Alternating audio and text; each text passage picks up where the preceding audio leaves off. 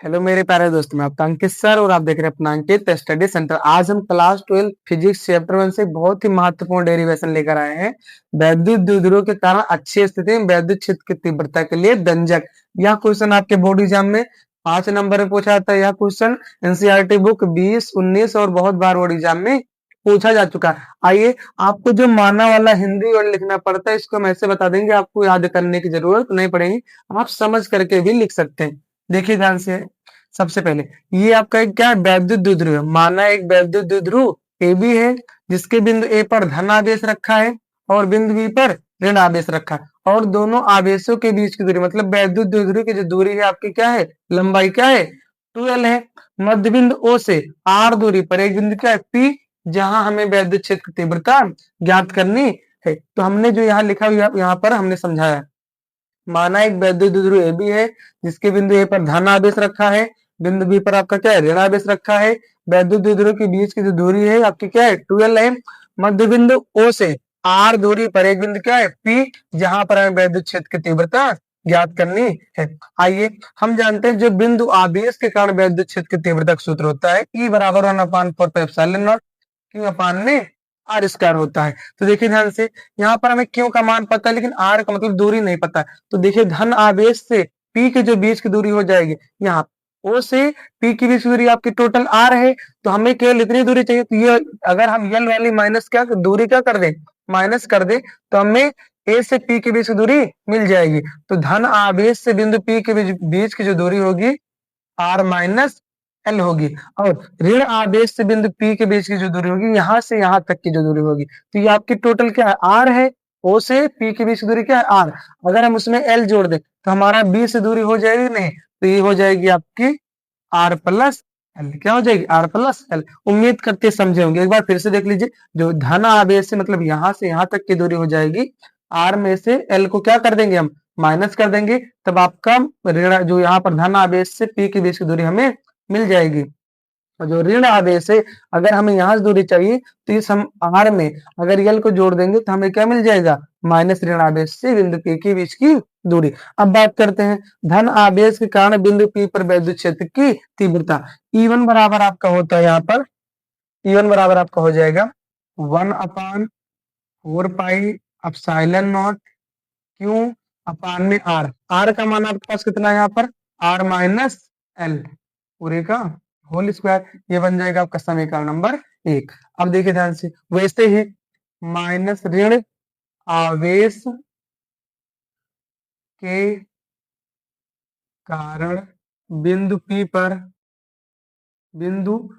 पर वैद्युत क्षेत्र की तीव्रता, वैद्युत क्षेत्र की तीव्रता आपका E2 बराबर हो जाएगा, यहाँ पर देखिए ध्यान से 1/4 pi epsilon naught minus Q, क्योंकि यहाँ पर क्या है माइनस आवेश, माइनस क्यू अपान में दूरी उनकी क्या है, आर प्लस एल का होल स्क्वायर। इस समीकरण क्या बन जाएगा, 2 जी। माइनस से माइनस केवल आपको दिशा को दर्शाता है, इसके आगे सॉल्व करते समय माइनस चिन्ह नहीं लेंगे, ये केवल दिशा को बताता है। देखिए ध्यान से, और आपको पता होना चाहिए धन आवेश के कारण जो वैद्युत क्षेत्र की तीव्रता होती है बाहर की ओर होती है, और जो ऋण आवेश मतलब ऋण आवेश के कारण जो वैद्युत क्षेत्र की तीव्रता होती है कैसे होती है, अंदर की ओर। अतः बिंदु P पर परिणामी वैद्युत क्षेत्र की तीव्रता, वैद्युत क्षेत्र की तीव्रता आपका हो जाएगा E बराबर में E1 माइनस E2, E बराबर में E1 माइनस E2। देखिए ध्यान से, E बराबर E1 का मान आपके पास कितना है, 1/4 पाई एप्सिलॉन नॉट क्यू बटे में आर माइनस एल का और इसका माइनस। E2 का मान आपके पास कितना है, 1/4 pi epsilon naught minus q upon में आर प्लस एल का होल स्क्वायर। आप यहाँ देख पा रहे होंगे क्यू अंश में आपका क्यू और आपका हर में 4 पाई एप्सिलॉन नॉट देखिए कॉमन है, क्या है, कॉमन है। तो आपका E बराबर हो जाएगा यहाँ पर क्यू बटा 4 पाई एप्सिलॉन नॉट कॉमन ले लेंगे तो ब्रेकर में बचेगा 1/r माइनस एल का whole square minus 1/r plus L का होल स्क्वायर। यहाँ तक उम्मीद करते हैं आपको अच्छे तरीके से समझ में आ गया होगा। इसके आगे देखिए ध्यान से, अब हम भिन्न सॉल्व करते हैं नॉर्मली। ई बराबर हो जाएगा आपका क्यू बट्टे में 4 पाई एप्सिलॉन नॉट। इसका तिर्यक गुणा कराएंगे, इधर इधर हो जाएगा, इधर इधर गुणा हो जाएगा। देखिए ध्यान से, इसका गुणा यहाँ कराएंगे तो हो जाएगा आपका आर प्लस एल पूरे का होल स्क्वायर माइनस, इसका गुणा यहाँ कराएंगे आर माइनस एल पूरे का होल स्क्वायर बड़ा ब्रैकेट बट्टे में नीचे का नीचे गुणा कराएंगे। तो देखिए ध्यान से, ये आपका सूत्र होता है एक, ए प्लस बी ए माइनस बी बराबर होता है a square minus B square. हमने यहाँ सूत्र लिख रखा है। देखिए ध्यान से, ये हो जाएगा आपका are square minus L square पूरे का होल स्क्वायर, पूरे क्या हो जाएगा आपका होल स्क्वायर। इसके आगे देखिए ध्यान से, ई बराबर आपका हो जाएगा क्यू अपान में 4 पाई एप्सिलॉन नॉट। यहाँ पर ए प्लस बी का होल स्क्वायर का सूत्र लग रहा है, ए प्लस बी का होल स्क्वायर का सूत्र होता है a square plus b square plus में 2ab। ये हो जाएगा आपका are square plus l square plus में 2rl। अब यहाँ देखिए माइनस यहाँ ब्रेकर में, ये हो जाएगा आपका आर स्क्वायर ए मतलब ए माइनस बी का सूत्र लग रहा है यहाँ पर a square plus b square minus 2ab, हो जाएगा आर स्क्वायर प्लस में एल स्क्वायर माइनस में 2rl ब्रेकेट बंद, पूरे का ब्रेकेट नीचे हो जाएगा आपका यहाँ पर देखिए R square minus L square पूरे का होल स्क्वायर।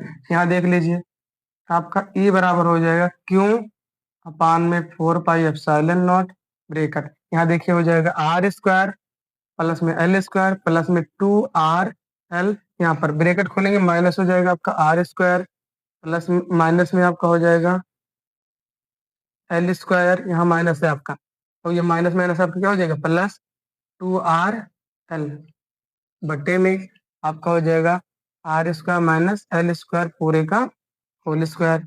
ई बराबर आपका हो जाएगा यहाँ पर क्यू अपान में 4 पाई एप्सिलॉन नॉट। यहाँ देख पा रहे होंगे आर स्क्वायर प्लस में आर स्क्वायर माइनस में क्या हो जाएगा कैंसिल, एल स्क्वायर प्लस में एल स्क्वायर माइनस में ये आपका हो जाएगा कैंसिल यहाँ पर। और यहाँ पर 2rl आपका क्या हो जाएगा 4rl बटे में आपका हो जाएगा are square minus L square पूरे का होल स्क्वायर। यहाँ देख लीजिए, इसके बाद हम जानते हैं आपको पता होना चाहिए जो चित्रानुसार आप देख पा रहे होंगे आर का मान एल के मान से क्या है बड़ा है, आर का मान एल के मान से क्या है बड़ा है, क्योंकि आर बड़ा है एल से क्या है बड़ा है, तो अगर स्क्वायर करेंगे तो और बड़ा हो जाएगा एल स्क्वायर। इस कंडीशन में एल स्क्वायर को लगभग क्या मान लेते हैं नगण्य, क्या मान लेते हैं नगण्य मतलब 0 के बराबर लगभग। और हम एक सूत्र जानते हैं, यहाँ यहीं पर लिख दे रहे हैं P बराबर एक सूत्र होता है Q इंटू में 2L, P बराबर Q इंटू में क्या होता है आपका 2L। ये हो जाएगा आपका E बराबर में यहाँ पर देख लीजिए 1/4 पाई एप्सिलॉन नॉट। हम इसको अब अंदर में देखिए Q इंटू 2L इंटू में 2R बट्टे में यहाँ पर आपका क्या हो जाएगा 0 हो जाएगा, क्या हो जाएगा 0, तो यहाँ बचेगा आर स्क्वायर, आर का स्क्वायर करेंगे तो आपका हो जाएगा आर की पावर 4, आर की पावर क्या हो जाएगा आपका 4। और यहाँ देख लीजिए आप, यहाँ पर ऊपर आर है नीचे आर की पावर 3, एक आर क्या हो जाएगा कैंसिल, क्या हो जाएगा कैंसिल। और यहाँ पर हमने पढ़ा है इससे पहले, यहाँ पर देख पा रहे होंगे आप क्या, यहाँ पर वैद्युत द्विध्रुव आघूर्ण पढ़ा हमने, Q इंटू क्या होता है 2L, तो जहाँ Q इंटू 2L लिखा है हम वहां लिख सकते हैं P, क्या लिख सकते हैं P। तब E बराबर आपका हो जाएगा 1/4 पाई एप्सिलॉन नॉट 2P बट्टे में R की पावर 3। यही आपका क्या था अच्छी स्थिति के लिए वैद्युत क्षेत्र की तीव्रता का निगमन, ये आपका P है, क्या है आपका P, यहाँ पर आपका है P। तो आपका E बराबर आ जाएगा 1/4 पाई एप्सिलॉन नॉट 2P बटे में R की पावर 3। उम्मीद करती है डेरिवेशन आपको अच्छा लगा और समझ में भी आया होगा। सबसे पहले हमने इस पार्ट को सॉल्व किया, फिर इस पार्ट को, फिर इस पार्ट को। आप लोग इस वीडियो को एक बार देख लेना दोबारा से और अच्छे से एक बार प्रैक्टिस कर लेना, जिससे आपका बोर्ड एग्जाम में 5 नंबर पक्का हो जाए। और आपको जिस टॉपिक पर भी वीडियो चाहिए आप बताइए। थैंक यू, बाय मेरे प्यारे बच्चों।